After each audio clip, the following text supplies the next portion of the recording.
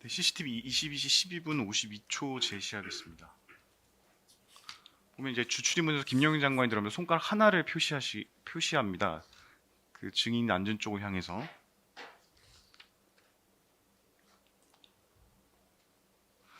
네, 묻겠습니다.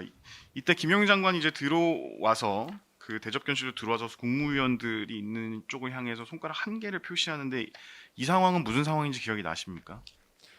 김영현 장관이 들어왔던 건 기억이 납니다. 근데 뭐 손가락을 저렇게 했다 이런 거는 기억이 안 나지 않습니다.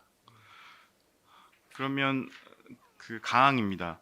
그때 아까 말씀하시기로는 그 좀 전에 이제 누가 오고 있구나, 누군가를 기다리고 있거나 이런 상황인 거는 이제 인지를 하셨고 실제로 그런 이야기가 오고 갔다고 하셨는데 한 명만 더 오면 된다 이렇게 말하는 상황은 아니었습니까?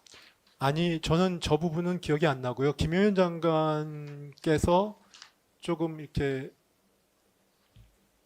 뭐 왔다 갔다 하신다 그럴까? 뭐 이런 거는 기억이 납니다. 그런데 저 상황은 제 기억으로는 김영현 장관은 제가 처음 보는 순간이었던 것 같습니다. 그래서 제가 김 장관께 좀 뭐 항의를 한다 그럴까요? 아니면 좀 화를 낸다 그럴까요? 뭐 그런 장면이 아닐까 저는 생각합니다. 그래서 저는 김영현 장관이 어떤 손치사건 어떤 말씀을 하셨는지는 기억이 없습니다. 네, 그 진술조서 수모 553번 진술조서 19,341쪽 제시하겠습니다.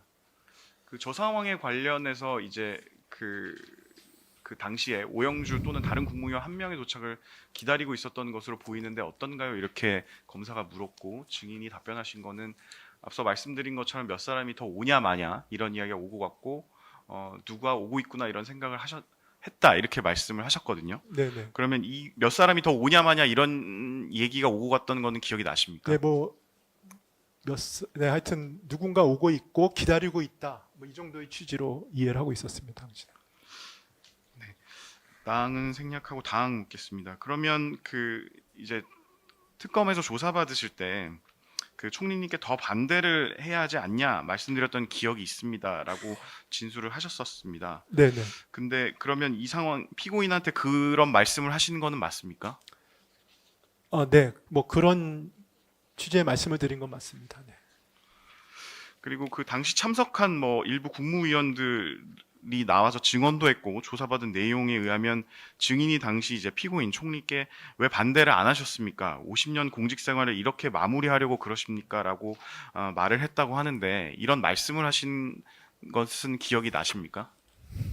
제가 뭐 정확한 워딩은 사실 기억이 안 납니다. 다만 아까도 말씀드렸듯이 아마 그 정도였던 것 같습니다. 대통령께 제가 대접견실 나오셨을 때 좀 말씀을 드렸고 그다음에 집무실에 들어가서 또 좀 저 나름대로 강하게 말씀을 드렸는데 성과가 없었다는 생각을 하고 집무실에 나오게 됐습니다. 그래서 제가 굉장히 그 당시에는 이거 어떡하지? 이걸 계엄이 현실화될 수도 있다는 걱정이 굉장히 앞섰고요. 그래서 굉장히 경악이 됐던 것 같습니다. 그래서 거기 계셨던 분들한테 우리 다시 한번 좀 더 만류를 해보자라는 취지의 생각이 당시에 들어서 조금 옆에 계셨던 분들한테 격앙돼서 강하게 말씀을 드렸습니다. 드렸는데 아무래도 총리께서 계시니까 제가 총리께 뭐 왜 반대를 안 하십니까? 라고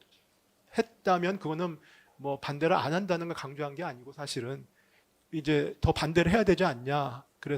그랬더니 총리께서 더 만류해 봐야 되지 않냐 그랬더니 그런 취지의 말씀을 전 드렸던 기억이 나고요. 그때 총리께서 나도 여러 번 반대 말씀을 드렸다라고 말씀을 하셨던 거는 기억이 납니다.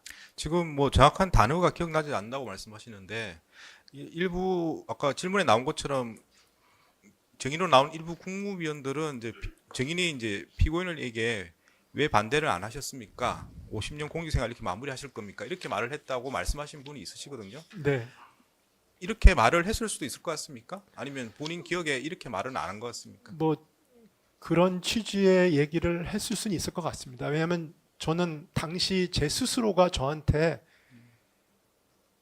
제 공직 생활을 돌아봤거든요. 순간적으로. 그렇기 때문에 그 비슷한 얘기를, 그러니까 그런 취지의 말씀은 드릴 수 있었을 것 같습니다. 네, 다음 질문 하시죠.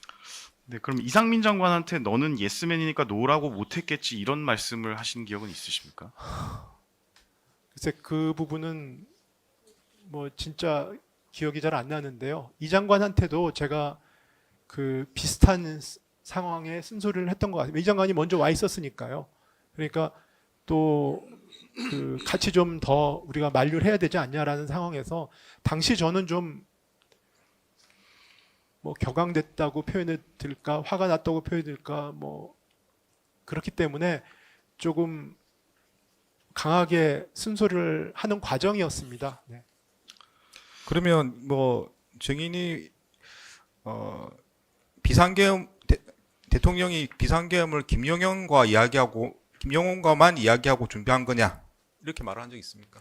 그거는 뭐 저기 제가 신원식 실장한테 그런 얘기를 했다고 누군가 얘기를 한 걸 제가 들었는데 그 부분은 뭐 어느 정도 기억이 나는 것 같습니다. 그 부분은 제가 안보실장한테는 분명히 안보실장이 모르신다는 거가 좀 사실은 당초에는 상상이 가지 않았었습니다. 그래서 안보실장께 어떻게 된 거냐 이런 걸 드렸던 것 같고 실장도 몰랐다 그러시길래 제가 그런 식의 취지의 얘기를 했었을 것 같습니다. 네.